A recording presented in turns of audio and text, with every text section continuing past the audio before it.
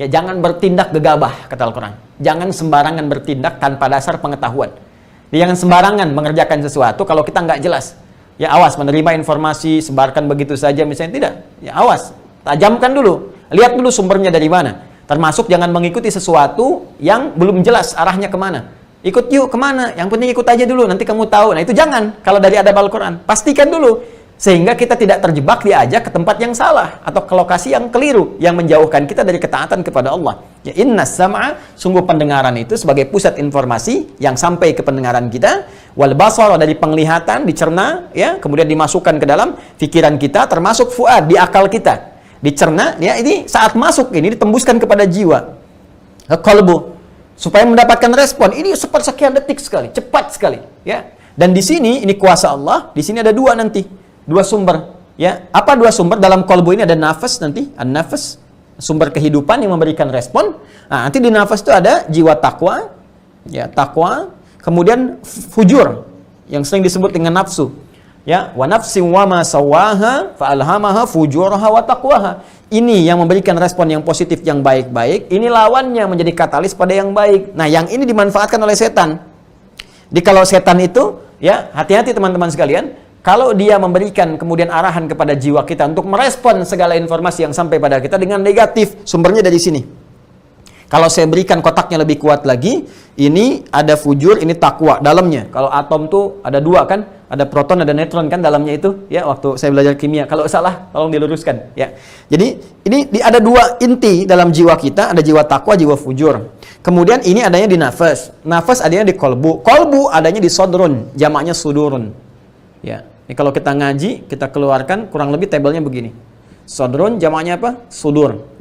Nah, jadi di dalam sodrun atau sudur ini, dalam dada kita, dalam jiwa kita ada kolbun, ya, tempat bernaungnya nafas. Di kolbun ada nafas, di nafas ada takwa, ada fujur. Ya, takwa ini mendapatkan bimbingan, dibisikkan oleh malaikat. Malaikat. Ya, ini fujur, ini yang diberikan waswas oleh setan.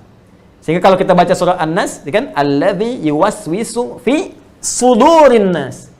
Ya, itu skala umumnya. Qul a'udzu birabbin nas, malikin nas, ilahin nas, min syarril waswasil khannas, alladzi yuwaswisu fi sudurin nas.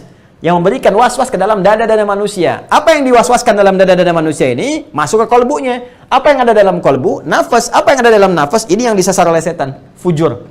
Ya. Nah, kalau ini sudah kena oleh setan yang bahaya, maka dari nafas ini, maka mengarahkan perintah-perintah yang buruk. Dari nafas ini, ya, muncul kemudian perintah-perintah buruk. Ya, diberikan instruksi untuk mengerjakan segala yang jelek di sini. Ini nafas.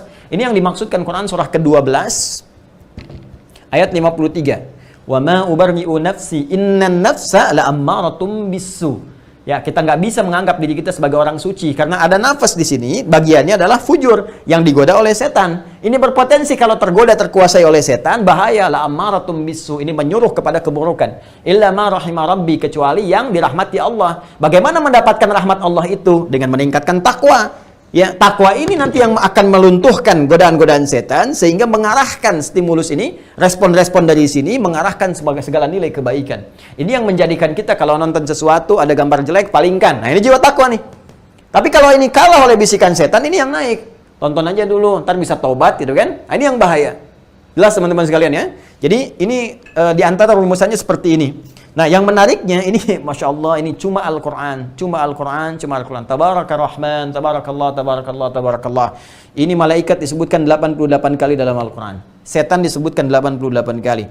Ingin memberikan kesan bahwa teman-teman sekalian, ini sepanjang dalam kehidupan, ya, ini pengaruh-pengaruh ini selalu terjadi. Ini diberikan kepada yang baik-baik, setan pun terus memberikan kepada yang buruk. Sehingga ini selalu ada pertentangan dalam jiwa kita. Dalam setiap menyikapi segala hal.